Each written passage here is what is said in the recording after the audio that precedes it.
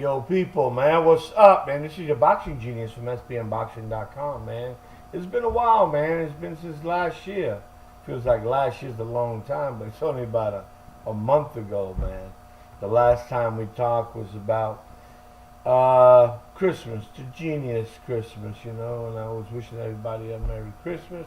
And now we're coming into the new year. We're about 19 days into the new year, and I'm wishing all the fans out there, boxing fans all over the world, you know, a happy new year, a prosperous and healthy one, man.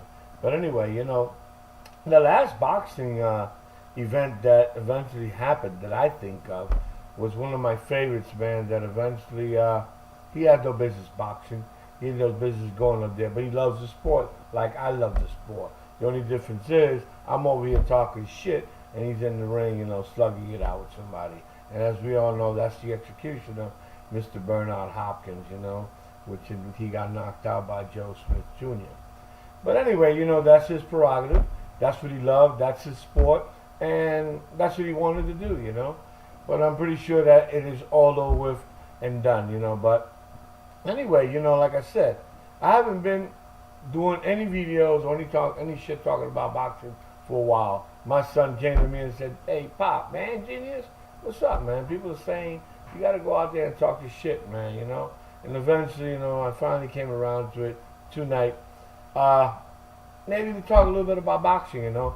You know, maybe about a match that happened just the other day, last weekend. I think we had DeGale versus Jack, you know, Badou Jack, you know. The fight was a hell of a fight. A lot of people, you know, didn't like it. I love that fight.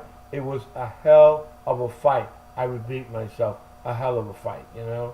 They both went out there and gave the people a show. Okay, now, we all know, and people are saying that the decision itself was Jack robbed. You know, in my behalf, you know, my opinion, put it this way, in my opinion, the way I see it was that, you know, Jack didn't give that big push and pull, or maybe that controlling the ring aspect that we all know about boxing that he should have done, you know. But eventually, you know, in my opinion, he won the fight, yes. But you know what I didn't like is that Floyd Mayweather Jr. goes up there to the ring and starts talking all this shit about that boxing is getting bad. It's getting, you know, bad against making these bad fights, bad calls, you know, and he gives good examples, not good examples, poor examples my behalf. He said it happened between him, Saul Canelo Alvarez, in which one judge gave that a draw, even Stevens. Then he also went there and talked about Oscar de la Hoya, in which one judge gave Oscar the fight, in which they shouldn't, that he deserved a majority decision, an unanimous decision. Well, guess what, Floyd? You have, to me, in my opinion, you have the one loss, and that is going to be an obvious call on my behalf and people that know boxing. Not boxing Mayweather fans out there. You got boxing Mayweather fans that will tell you that he won the fight against Jose Luis Castillo. No, to me, he done. There was no goddamn split. He lost that fight, but yet he received it against Jose Luis Castillo. So, you know, one hand washes the other, Mayweather. You're talking shit, you know, you're a smart businessman, but don't start going up there in comparison. The best comparison that I can see that you can do is two. The latest, the greatest. Ward giving the fight to Kovalev. That was a fucking rob. Kovalev won that fight. We all know that. Why do you compare that shit?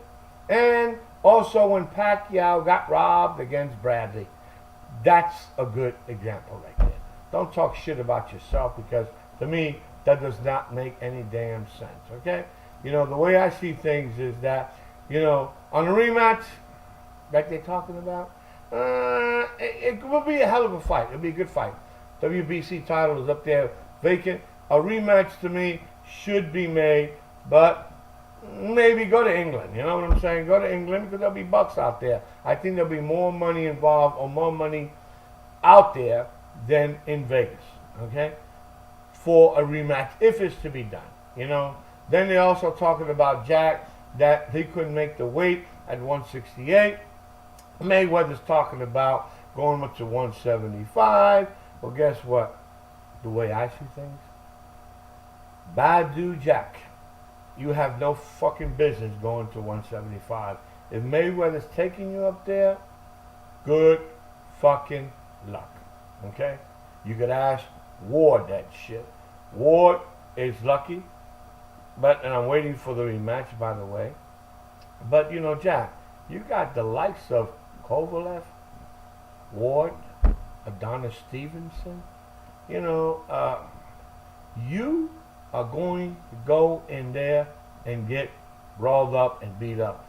And also, hey, you don't have to go so far. Go to Canada. Go Gene to Gene, you know. Go Canada. Excuse me. And see what happens there.